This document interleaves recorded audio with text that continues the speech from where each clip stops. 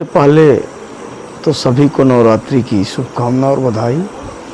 और माँ भगवती से प्रार्थना है कि माँ ही न्याय दे।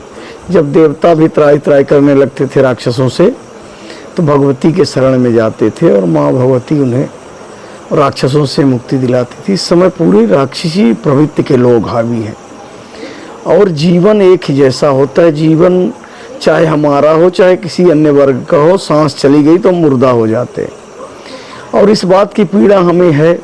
पीड़ित जो हैं प्रतिदिन आते हैं, उनकी जो समस्याएं लेके आते हैं और हम प्रयास भी करते हैं। आपने देखा कि आपके जनपद अध्यक्ष भी निरंतर क्षेत्र में, हम भी सुबह 6 बजे से लोगों को सुनते हैं, लेकिन जब उनकी पीड़ा का निदान नहीं हो पाता तो मन व्यथित है।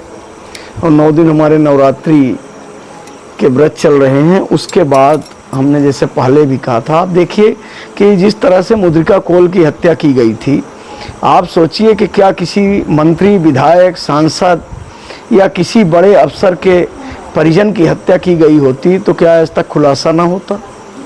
क्या मुद्रिका कोल के जीवन का मोल नहीं था? क्या उस हत्या का खुलासा नहीं होना चाहिए? अगर रीवा और मऊगंज की पुलिस खुलासा नहीं कर पा रही तो सीआईडी, सीबीआई को क्यों नहीं दिया गया? दूसरी हत्या देवरी सिंगरान की, एक नाबालिग 17 वर्ष का बेटा क्लास 10वीं में था और अकेला बेटा था। हत्या हो जाती है और एकदम सन्नाटा, कोई खुलासा नहीं। परिजन रोज फोन करते हैं। अब बताइए कि मैं करूं क्या? एक ही आसरा बना है कि हमारा जीवन है आपके लिए और कोई नहीं सुन रहा है, तो मैं कलेक्ट्रेट के सामने अपने जीवन का ही अंत करता हूं। हो सकता है कि जिस तरह से अंग्रेजों के खिलाफ लड़ते लड़ते बहुत सारे लोगों ने शहादत दी है, लेकिन कष्ट ये है कि लड़ना सबको पड़ेगा। किसी ने आके आज़ादी नहीं दी थी, लोग खुद लड़े थे। इसी तरह से जो परिस्थितियां, इनसे लड़ना पड़ेगा। आप पहाड़ी की घटना देखिए कि खुलेआम जो अपराध किए, जो अपराधियों के संरक्षक बने, अपराधियों को लेके भागे, उन पे पुलिस ने तत्परता नहीं दिखाई कार्यवाही करने की।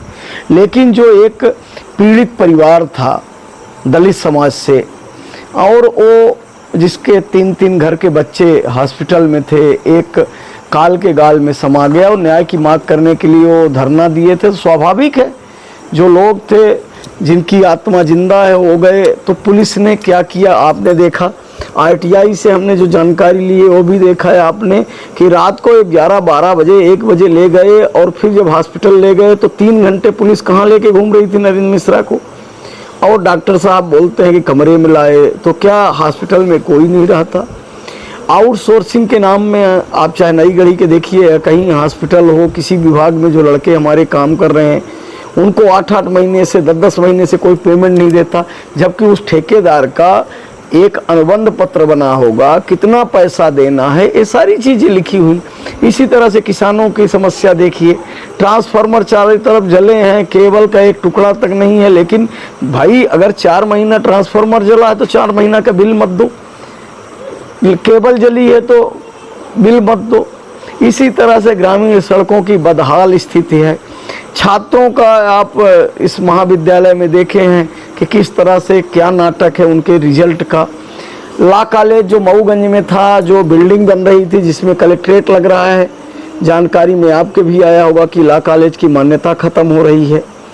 नशे का कारोबार, अभी नशा मुक्त समाज की परिकल्पना 2 अक्टूबर को की गई और बड़ी रैलियां निकाली गई, लेकिन ये सब चरित्र में धारण करने की चीज़ें। ठीक है, जो ठेके लिए हैं, जिनका लाइसेंस है, जहाँ के लिए वहाँ बेचें, पर गांव-गांव, गली मोहल्ले में इस तरह से जो चल रहा है वो भी समाज के लिए खतरनाक है।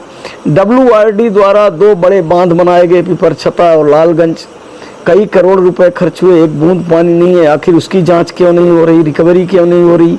भू अधिग्रहण तक हुआ, उसका क्या गया?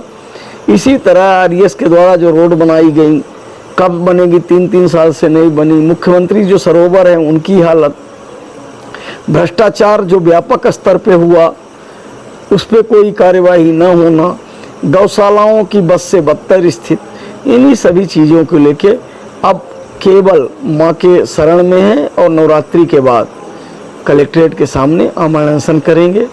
और ये अपने जीवन का अंतिम अवसान होगा।